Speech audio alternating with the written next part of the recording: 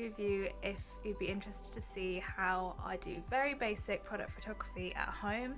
So I wanted to share with you exactly what I get up to, tips and tricks, so let's get on. Okay, so this is my little setup. It is genuinely just a bed. This is just a spare bedroom that I have, so not some fancy studio. I have just used a top of a table underneath, just taken the legs off, for my flat surface. I then bought this roll of white paper from Hobbie Craft. I have heaps down there. They're just great for different colour backgrounds, they're not very expensive.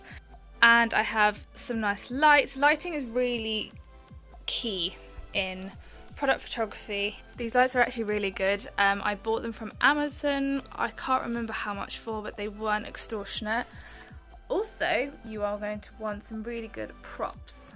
This particular shoot had a Christmas theme, but clean, as it's a product beauty brand with lovely oils and creams.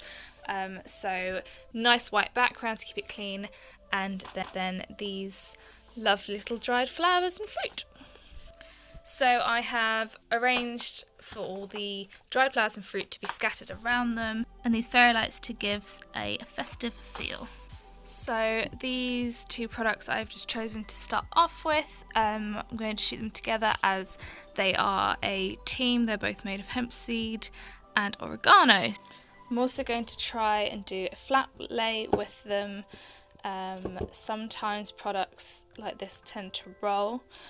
So what I usually do is put some masking tape on the back of them so it doesn't ruin the packaging and the paper, just to keep it in place.